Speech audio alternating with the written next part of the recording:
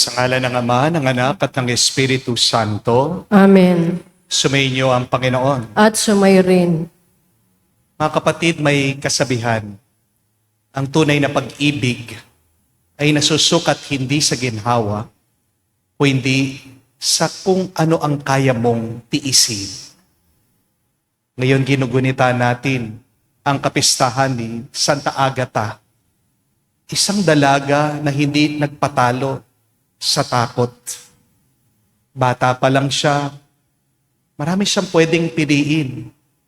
Yaman, seguridad, isang komportableng buhay.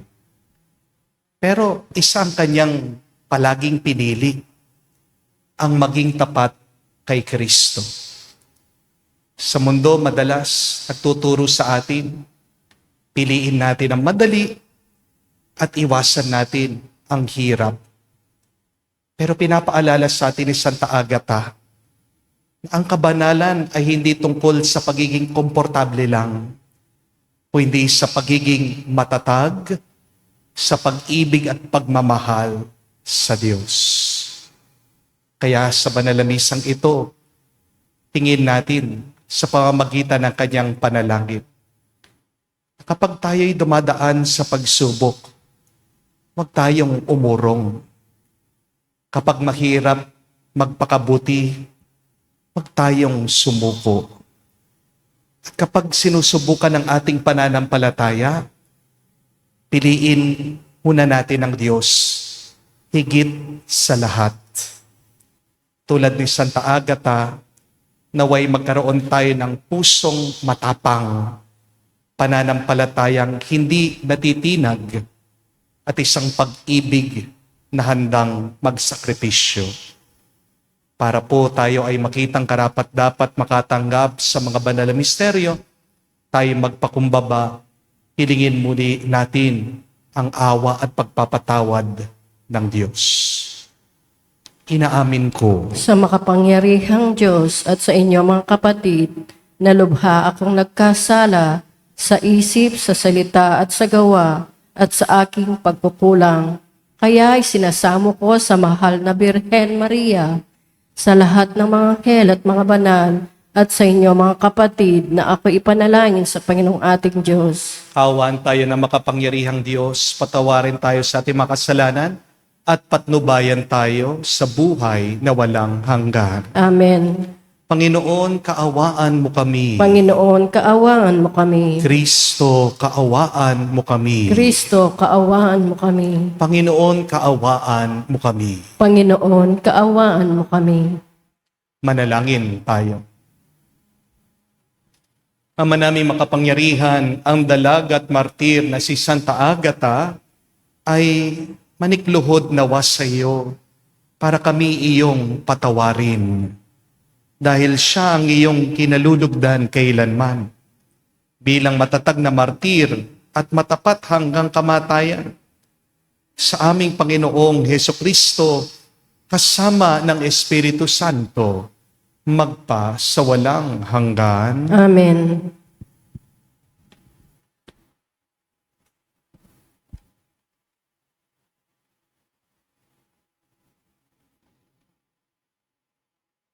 Pagbasa mula sa unang aklat ng mga hari. Nang sa pakiramdam ni David ay nalalapit na ang kanyang pagpanaw, sinabi niya kay Solomon, "Malapit na akong mamayapa. Magpakatatag ka at magpakalalaki. Tuparin mo ang iyong tungkulin sa Panginoong iyong Diyos at mamuhay ka ayon sa kanyang kalooban.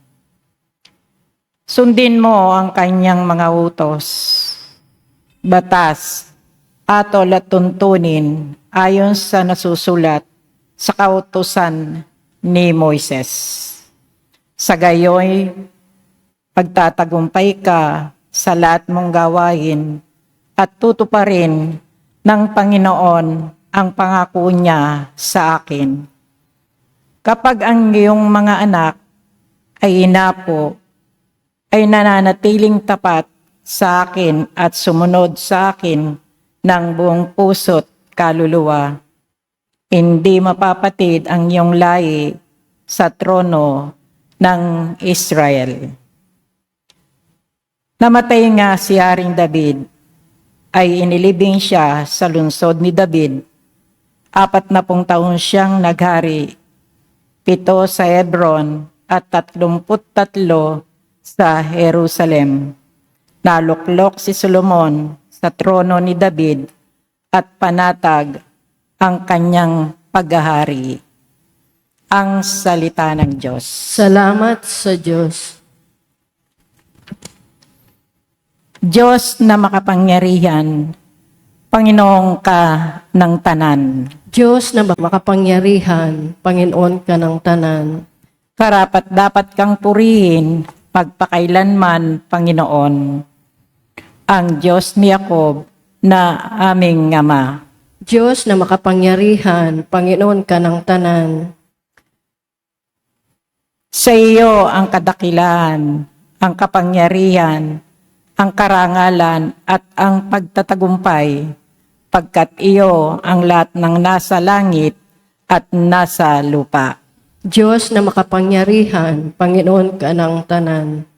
Sa iyo ang buong pamamahala at ikaw ang hari ng lahat. Sa iyo nagmumula ang kayamanan at ang karangalan. Diyos na makapangyarihan, Panginoon ka ng tanan. Taglay mo ang kapangyarihan at kadakilahan, at ikaw ang nagbibigay ng lakas at kapangyarihan sa lahat. Diyos na makapangyarihan, Panginoon ka ng tanan.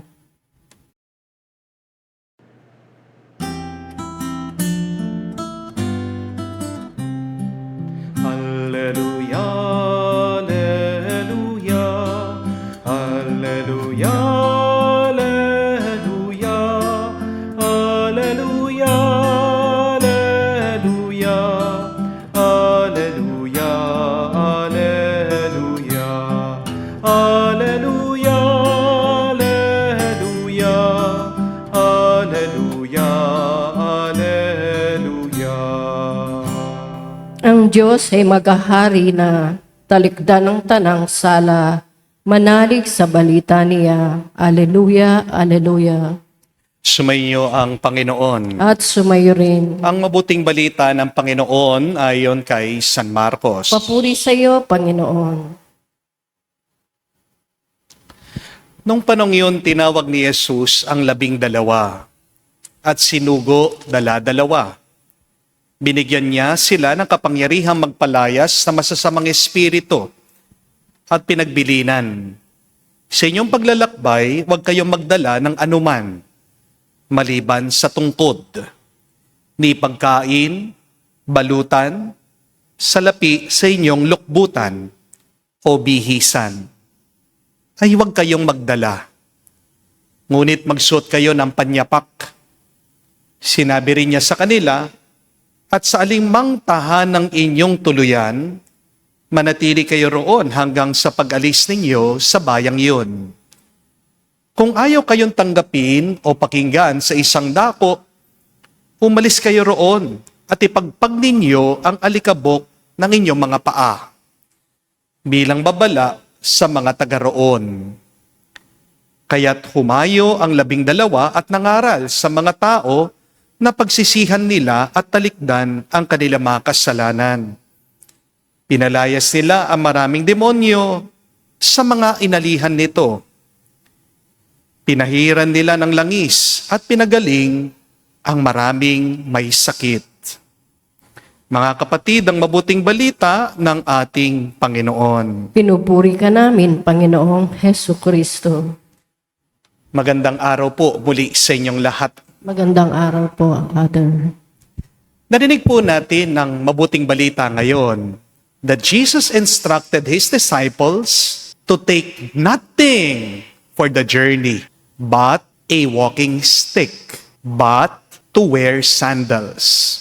But Jesus specifically instructed no food, no sack, no money in their belts.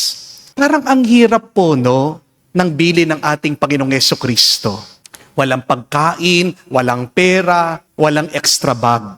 Paano kaya tayo mabubuhay kung susundan natin itong turo ng Panginoon? Pero alam niyo po kapatid, kahit na pinapaalis tayo na walang dala ni Jesus, sa ating paglalakbay, pinapadala naman niya ang kanyang salita. At ano ang sabi ni Jesus sa demonyo nung siya'y tinutokso tungkol sa mga banal na salita na galing sa Diyos? It is not by bread alone that man lives, but by every word that comes from the mouth of God. At saka, hindi naman tayo pinapaalis ni Jesus na kulang. Pinapaalis niya tayo na dapat marunong tayong magtiwala sa Kanya. Because sometimes, the less you carry, the more you depend on God. Amen? And God is all we need. God is more than enough. Because our God is our life and our salvation. Amen? May nabasa po akong isang balita tungkol po sa isang bilyonaryo, isang mayaman na tao nakatira po sa Australia. Nagbayad daw po siya ng $2 million kay Katy Perry para lang po kumanta dun sa birthday niya. Hindi ko po alam kung kilala niyo si Katy Perry, yung pong sikat na American pop singer. At alam niyo po ba kung magkano yung $2 million sa pera natin in peso? Compute niyo po, lalabas halos 116 million pesos. Nagbayad yung mayaman ng 116 million pesos para lang mag-perform itong artist ng isang oras para sa mga 200 na bisita niya. Grabe po, no? Pero ang tanong, bakit niya ginawa yun? Simple lang. Kasi kaya niya. Kasi gusto niya. Kasi may pera siya. Amen? Pero mga kapatid, ito po ang panganib kapag sobrang yaman ka na. Kapag nasa iyo na ang lahat, minsan wala nang espesyal. Halimbawa, nakakita ka ng isang sentimo habang naglalakad ka sa daan. Pupulutin mo ba? Papansinin mo ba? Aminin niyo po, di ba? Hindi na. Lalampasan mo lang. Hindi dahil wala nang halaga yung sentimo, o hindi dahil mababa na ang tingin mo dito. Amen? Ngayon, imagine niyo po, bilyonaryo ka. Sana, di po ba? Sana magdilang anghel po ako, di po ba? But imagine, napakarami mong pera, napakarami mong kayamanan. At pagkatapos, sasabihan ka, ninakawan ka ng 1,000 pesos. Malulungkot ka pa ba? Hindi. Bakit? Hindi dahil maliit yung pera, kundi dahil nasanay ka na sa marami. Sasabihin mo, okay lang, marami pa naman akong pera. Di po ba? Ganito rin sa buhay. Naalala niyo po, kayong mga nakasakay na sa eroplano. Yung first time mo na sumakay ka sa eroplano, ano yung karanasan niyo? Di ba? Hindi ka mapakali. Excited ka. Nagse-selfie ka pa nga. Pinipicture mo pa nga yung inyong pag-take off. Pero kapag madalas ka nang bumabiyahe, normal na lang. Wala na lang sa iyo. Hindi ka na nasasabik. Misa nga, napapagod ka. Nangangawit ka na sa pagsakay sa eroplano. Di po ba? Naalala nyo din po yung iba sa inyo nung nakabili kayo, first car nyo, unang sasakyan nyo. Ano yung karanasan nyo? Sobrang saya mo, para ka nasa langit. Ang sarap nung amoy nung bagong sasakyan. Di po ba? Araw-araw, pinupunasan mo, pinapakarwash mo, pinapalinis mo, nilalagyan mo ng pabango. Yung iba pa nga, binigyan nila ng pangalan, yung kanilang sasakyan. Anong tawag nila? My baby. Mahal na mahal ko to. Pero ngayon, kumusta na? Nung nagtagal na yung iyong sasakyan, okay lang na nadudumihan, iniiwan mo para maulanan. Ordinaryo na lang kasi. O naalala niyo po yung iba sa inyo, nung nagkaroon sila ng unang magandang cellphone, iPhone. Alala niyo po, ano yung karanasan niyo? Ano yung feeling niyo? Diba? Ingat na ingat ka. Bumili ka ng case, pina-tempered glass mo. Ayaw mong hinahawakan ng iba. Palagi mong pinupunasan. Pero ngayon, kumusta na yung cellphone mo? Ano na yung itsura? Malinis pa ba? Minsan tinatapon-tapon mo na lang sa kama, hindi mo na pinapansin. Hindi dahil nagbago yung cellphone. Ano yung nagbago? Nagbago na yung pusong nasanay na. Amen? Mga kapatid, marami po kasing naniniwala minsan sa buhay na ang pera daw ang solusyon sa kanilang mga problema. Meron din naniniwala na kapag may pera na sila, magiging masaya na sila. Di po ba? Pero napansin niyo po ba, kapag nakuha mo na yung gusto mo, kapag may pera ka na, sandali lang ang saya. Tapos, hahanap ka na naman ng bago. Why? Because money cannot buy comfort. Money cannot sustain wonder. Possessions cannot give meaning to your soul. Minsan dahil sa pera, ginagawa kang manhid. Wala nang maramdaman yung puso mo. Walang kapayapaan ang kaluluwa mo. Di po ba? Ang malungkot na kwento, dahil sa pagnanais natin sa pera, ginagamit natin ang mga tao at minamahal natin ang kayamanan. Pero baliktad, di po ba? Ang tama, dapat mahalin mo ang tao at gamitin mo ang kayamanan. Kaya ganito po ang habili ng ating Panginoong Hesukristo. Take nothing for the journey. Hindi dahil gusto niyang maghirap tayo, pero alam kasi ng Panginoon ang panganib ng pagkapit sa pera at kayamanan. Many times, our possessions possess us. Yung hinahawakan mo, hinahawakan din ang iyong puso at kaluluwa. Dahil sa iyong pagnanais sa pera at kayamanan, sinasakal ka niyan. Di po ba? Alam ng Panginoon, dahil sa pagnanais natin sa pera at kayamanan, ginagawa tayong manhid at nakakalimutan natin ang ating pagkatao. Ayaw ng Panginoon na magtiwala lang tayo sa pera, sa gamit o kayamanan. Ang gusto ni Jesus ay marunong sana tayong sumandal sa Diyos.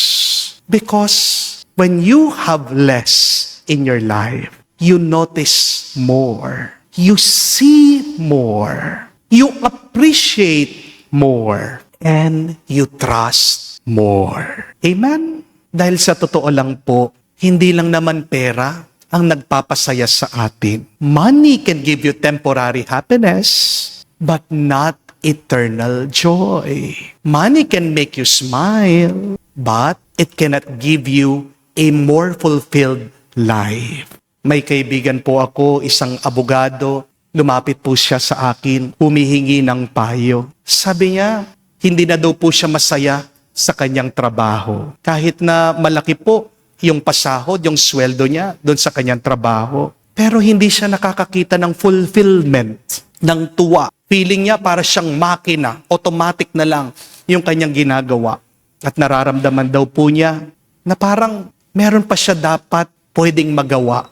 Higit doon sa kanyang ginagawa sa kanyang trabaho. Hati po yung kanyang puso.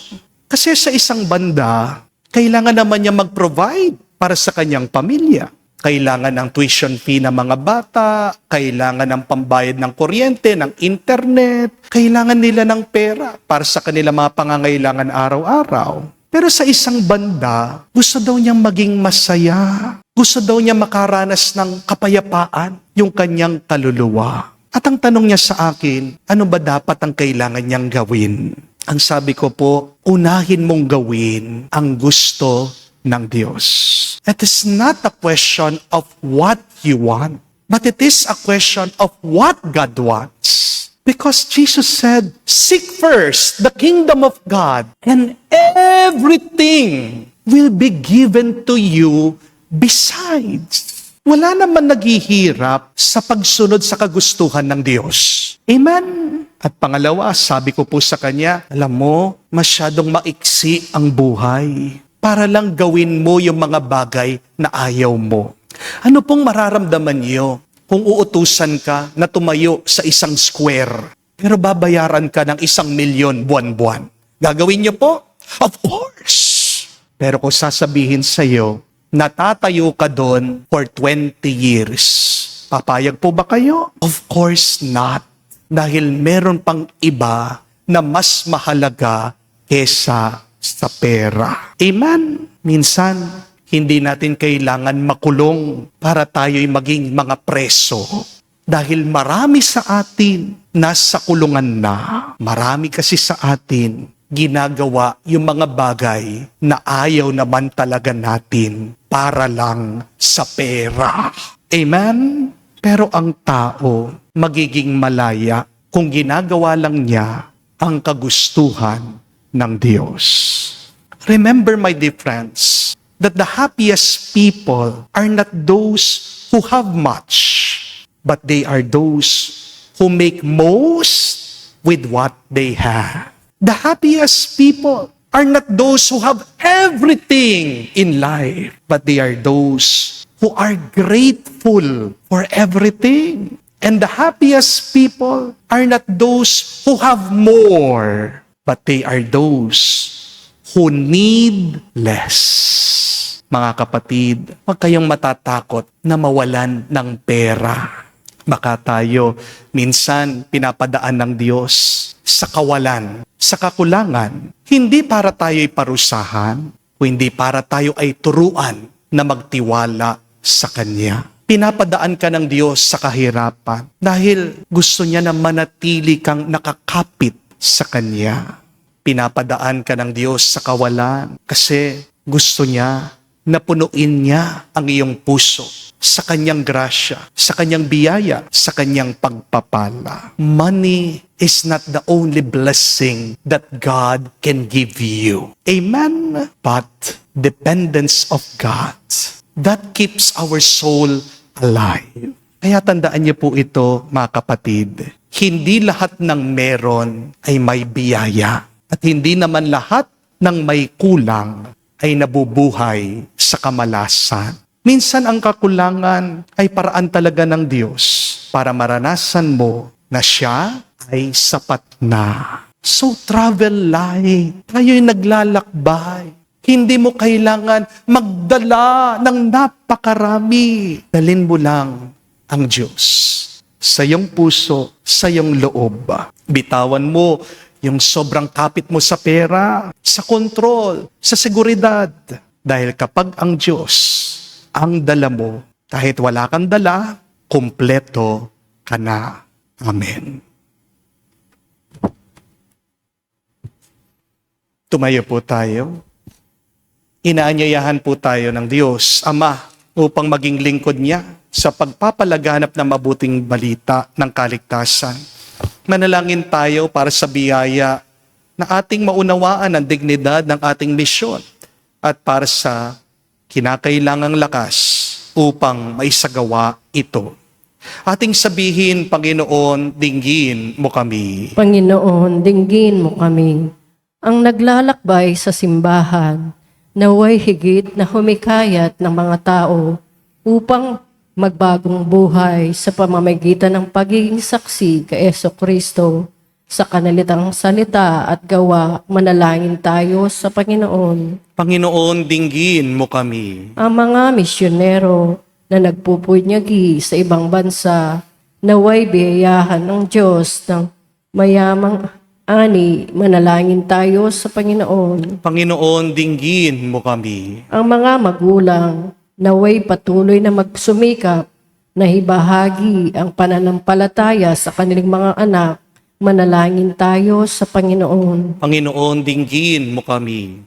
Sa katahimikan po ng ating puso, sabihin natin, banggitin natin sa Diyos ang ating mga personal na pangangailangan. Panginoong Diyos, nagtitiwala kami sa iyo, pinili mo kami sa pamagitan ni Kristo upang ipahayag ang pag-ibig ng iyong pinakita sa amin. Gawin mo kaming tapat sa mensahe ng Ebanghelyo. Hinihiling namin ito sa pamagitan ni Kristo, aming Panginoon. Amen.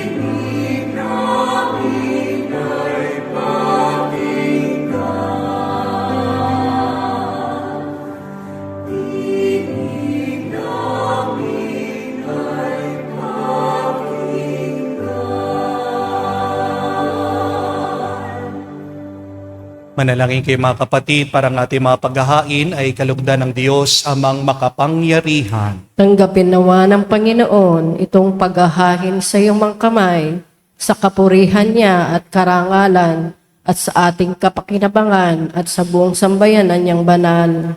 Ama naming lumikha, sa pagpapahayag namin sa iyong kadakilaan, ngayong ginugunita namin ang dalagang si Santa Agata, ang kalugod-lugod niyang kagitingan sa pamumuhay, ay magindapatin nawang kalugdan mo sa aming mga alay, sa pamagitan ni Jesucristo kasama ng Espiritu Santo, magpa sa walang hanggan. Amen. Sumainyo ang Panginoon. At sumayo rin. Itaas sa Diyos inyong mga puso at diwa. Itanaas na namin sa Panginoon. Pasalamatan natin ang Panginoong ating Diyos. Marapat na siya ay pasalamatan. Ama namin makapangyarihan, tunay nga marapat na ikaw ang aming pasalamatan. Ngayon aming kagalakan na si Santa Agata ay parangalan. Siya'y kapanalig naming may paninindigan na ikaw ay pahayag kahit siya'y mamamatay. Sapagkat minarapat mo ang kanyang matularan, ang iyong anak na naghain ng sariling buhay, tulad ng naganap sa iyong anak. Ang dugo ng mga martir ay dumanak, hindi dahil sa katatagang likas, kundi dahil sa iyong bigay na lakas. Kaya kaisa na mga anghel nagsisiawit ng papuri sa iyo, nang walang humpay sa kalangitan, kami nagbubunyi sa iyong kadakilaan.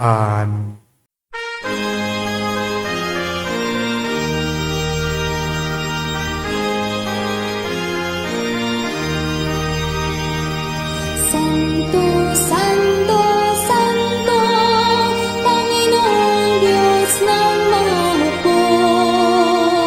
Napupuno ang langit at lupa ng kadakilaan mo.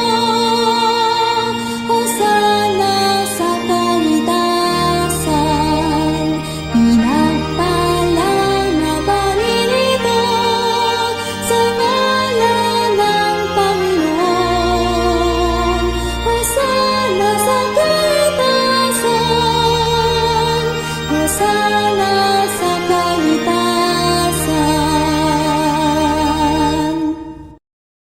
Ama naming banal, ikaw ang bukalanta ng kabanalan, kaya't sa pamagitan ng iyong Espiritu, gawin mong banal ang mga kaloob na ito, upang para sa amin, maging katawan at dugo ng aming Panginoong Jesucristo. Bago niya pinagtiis ang pusang loob na maging handog, hinawakan niyang tinapay, pinasalamatan kanya, pinaghati-hati niya iyon, inabot sa kanya malagad at sinabi, tanggapin ninyong lahat ito at kanin. Ito ang aking katawan na ihahandog para sa inyo.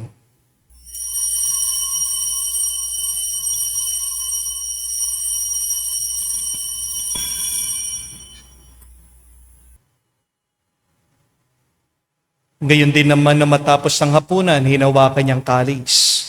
Muli kanyang pinasalamatan. Nabot niyang kalis sa kanyang malagad at sinabi, "Tanggapin ninyong lahat ito at inumin. Ito ang kalis ng aking dugo, ng bago at walang hanggang tipan.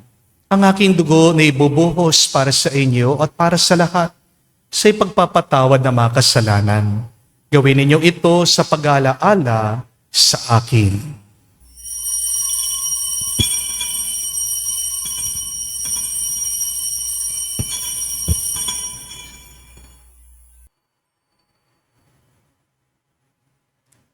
Ang misteryo ng pananampalataya.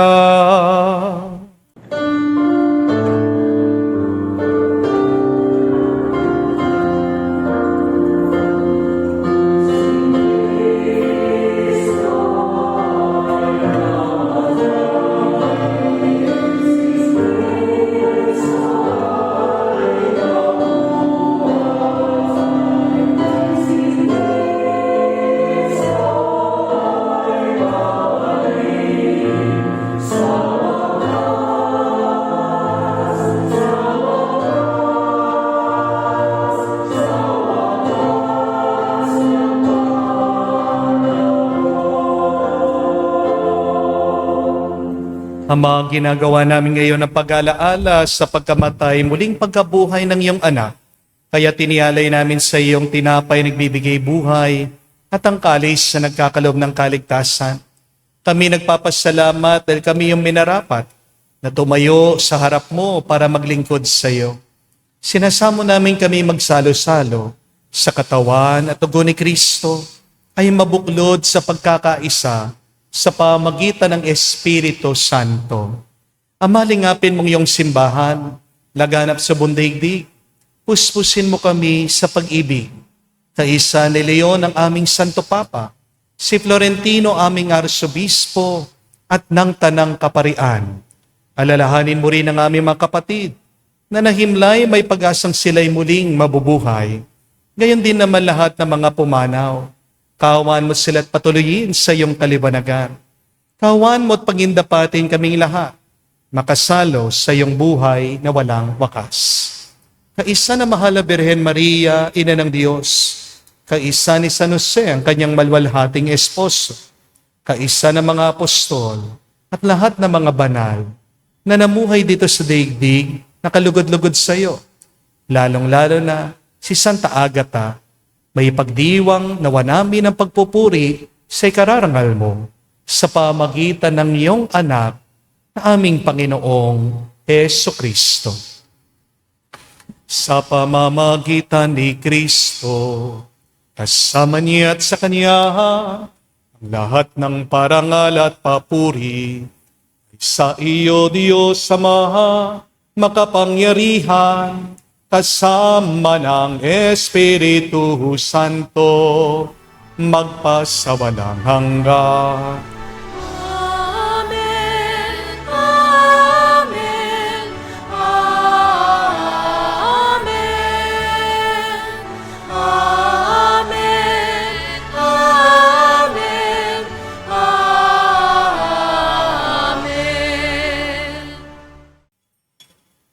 Sa nakagaling na utos sa turo ni Jesus sa Panginoon natin at Diyos, ipahayag natin ang lakas, loob.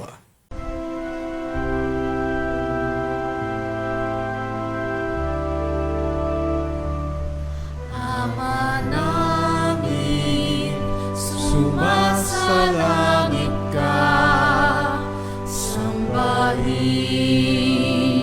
ang ngalan mo, mapasa amin ang kaharian mo,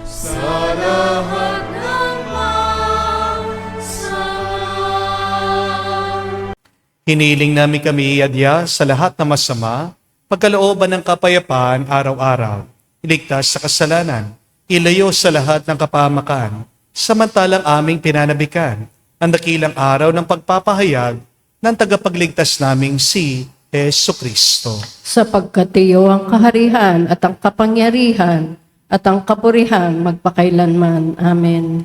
Panginoong Jesucristo, sinabi mo sa mga apostol, kapayapaan ang iniwang ko sa inyo, ang aking kapayapaan binibigay ko sa inyo. Tunggayan mong aming pananampalataya at huwag ang aming pagkakasala. Pagkalooban mo kami ng kapayapaan at pagkakaisa ayon sa iyong kalooban, kasama ng Espiritu Santo, magpa sa walang hanggan. Amen. Kapayapaan ng Panginoon ay laging sumainyo. At sumayo rin. Magbigayan po tayo ng kapayapaan sa bawat isa. Peace with you po, kapayapaan po sa inyong lahat.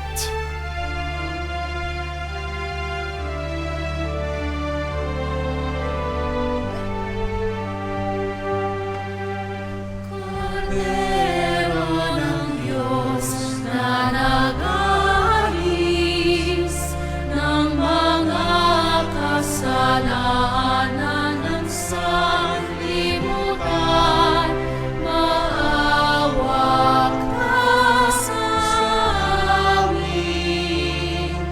Maawa ka sa amin. Cordero ng Diyos na nag-aalis ng mga kasalanan ng sanlibutan, maawa ka sa amin. Maawa ka sa amin. Cordero ng Diyos na nag-aalis ng mga kasalanan ng sanlibutan, ipagkaloob mo sa amin ang kapayapaan.